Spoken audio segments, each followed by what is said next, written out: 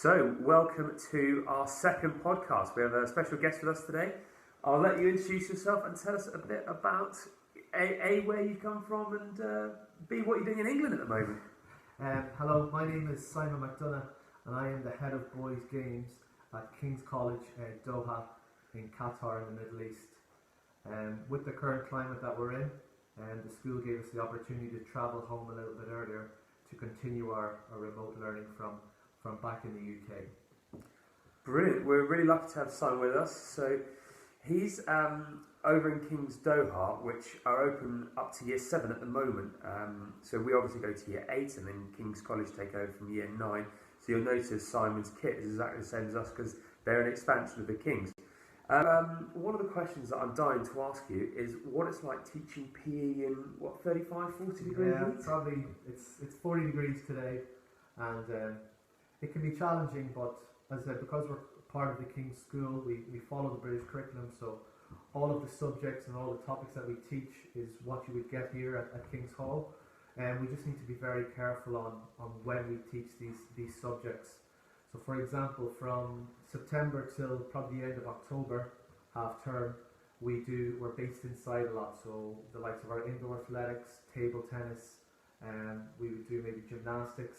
And then once it starts to cool down in Qatar from November till maybe mid-May, we start doing our outdoor sports, our football, our basketball, our cricket, rugby, and just trying to utilise that outdoor space as much as we can during that short time, because the heat kind of creeps back in again the end of May, June time. So we just need to be very careful on when we teach our certain subjects, but we just adapt to it as well. It's lovely hearing that you still do go outside and you enjoy those bits and pieces. Do you therefore have PE lessons at certain times of the day, avoiding the midday heat? Or? The school day is a lot different in Qatar as well. Like our first lessons would start at 7 a.m. and we still run till maybe 1, 2 in the afternoon. But yeah, a lot of the PE we would teach in the morning time before the hot of the midday heat, as you'd call it. So yeah, and more water breaks during your PE lessons? Yeah, well, as I said, the water bottle is with you all the time wherever you go. You've got your sun hats, sun creams, all that there. So it's like a checklist to make sure you have it with you all the time. So. Yeah, well, we've just had 7 weeks of beautiful sunshine in England, which is quite rare. We're all desperate to go back out and play cricket and things, but as you can see, we're social distancing because of the rules of lockdown, and they are easing a little bit. It is raining today, first time in a long time. Are you guys used to rain, or is it just sort of sandstorms? Well, as we spoke about earlier, I think we had 1 or 2 days of rain this year alone, and it rained for maybe 5 or 10 minutes. And it was dry again. So no, we don't see as much rain as we'd probably like to, because when the kids actually do see the rain, it's something new for them. It's crazy, but yeah, it's sunny and hot all year round. We're trying to use these bringing apps into our PE lessons. Is Strava something you're using within school? Yeah, so we've been doing various bits and pieces during the lockdown period to try and keep people active and fit and healthy, and one of the most useful apps we've found is Strava. So they can log various exercises on their mobile phones or their watches, and then they upload it to Strava. So say for example someone goes off for a bike ride, they can log it, and the details all get stored in our King's School Strava Club. And what I do in the evenings is I can go through and see how people have exercised. I can use it to monitor whether they're doing enough, whether they're doing too much. You can really break down each bit and pieces. So I can see, for example, if someone's been really quick going up a hill, or if they're running a 5k, it tells me how quickly they've run each kilometre of that 5k distance. So often when you teach running in school, you say, pace yourselves, and the kids shoot off as quickly as possible. What's great about this Strava is you get really good objective data that's very difficult to get in a normal situation, so that's been really helpful. We had a fixture against Queen's, a local school here, and what we did is our Strava group competed against their Strava group, and we saw who could get the furthest in a week, and that was brilliant fun, and the kids and the teachers get really involved in that. And some pupils today, for example, the pupils are on their first ever 10 kilometre, so Strava's really motivating. We had a girl last week who cycled 40 miles, which is just something fantastic. And during a normal week where they're quite busy with their rugby, hockey, netballs, cricket, it's quite difficult to fit in as much. So at the moment it's a substitute. I don't think it will replace any of our main sports, but perhaps good that we've set it up now so that in holidays they can maintain their fitness rather than starting from scratch. That's excellent. That's really, really good. And as a school, we thought we want to try and provide that live learning as much as we can. So we use an application called Zoom, which is similar to Skype or FaceTime, where I would be on my computer screen or on my iPad, and the rest of the pupils would come into the call, and it would be like a shared screen. So we'd have maybe 25 of the pupils, and I would be the host. And we've been using this for our live lessons. I just showed you a lesson where we were looking at some circuit training.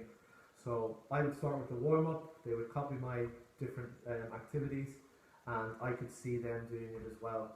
They can communicate back to me, they can talk to me if they don't understand. So you get that instant feedback. Yeah, and it's great. Yeah. And then as well as that we asked them to give, like we've done it in the school as well, different challenges, and they can upload them to a software we're using called Emodo, which is similar to like a social media, Facebook kind of style, where they post their pictures or their videos, and I could feed back to them as their PE teacher, or their friends in their class could comment and say, wow, that's a really good forward roll, etc. Very positive, really, really nice. So one of the nice things about being part of the King's community is we've obviously got our senior school down the road, we've got you guys in Doha, another school in India, and I believe you guys are looking to expand. But what's quite exciting is the teachers are all sort of copying each other's ideas and setting each other challenges. And a week ago I did a challenge that I'd seen somewhere where you're hitting a ball on a tennis racket and then you've got to put your t-shirt on. Simon, can you tell us about how you've made that challenge even better? And so I've seen your challenge on Twitter, and I was thinking to myself, right, how could I further this and make it a bit better that I could send back to you, Mr. Halls, and think, right, I want your kids to try this one. So this one is called the T-shirt handstand challenge. So imagine you're doing a handstand with your feet against the wall, and you've got your t-shirt or your jumper on the floor, and you need to use your hands only to try and put your t-shirt or your jumper on while holding this handstand. God, that sounds brilliant. Can't wait to see it. Yeah, as I said, I'm going to send the videos on to you, and I want to see your pupils doing it in your school. I think Mr. Lewis would quite like to try that. He would. Brilliant, we look forward to it. Also nice that you're thinking of other sports. A lot of the challenges that I'm doing at the moment are heavily dominated towards summer sports. We do gymnastics generally during the colder months when we're indoors. Obviously you haven't got the same seasons as us, no, so do you swim all year long? Yeah, so we're very lucky in Doha where we have a full-size 25-metre swimming pool, 6-lane, and it's heated all year round. Not that we don't probably need it heated, we actually have to turn it down a bit. But that's something that the pupils at King's College Doha are very privileged to have, is that they can swim all year round. And they love it. It's not just, we try to incorporate life skating skills, because a lot of the pupils, wherever they live in their compounds or their villas, they all have swimming pools. So we want to make sure that they're safe, not just when they're in school, but when they're at the beaches, when they're at the swimming pools in their own house. Because at the end of the day, swimming is a life skill, and it's a great passion of mine, and I really try to push it throughout the school. So that's something I think that we really is a great thing for us, that we can swim all year round. Yeah, that's really good. We benefit a lot from the King's College swimming pool. They've got a really good swimming program before and after schools. Yeah. We go over there for our PE lessons, and in the summer we open up our pool. We haven't opened it up this year because of the lockdown, but perhaps one year we come over to Doha and have a swimming gala. Yeah, we get a swim meet in, that would be great. Fantastic. I just wanted to ask you how the last week has gone with having the pupils back in school. Yeah, it's a really good question. I think the thing for us is when you've got a deadline, a time limit, you know what you can work towards. And one of the hardest things about this virus is no one knows what's going to happen next week, next month, next year. So we were told that we can open up our school to some of the younger pupils, but also to year 6. And the year 6 is the bit that I've been involved with.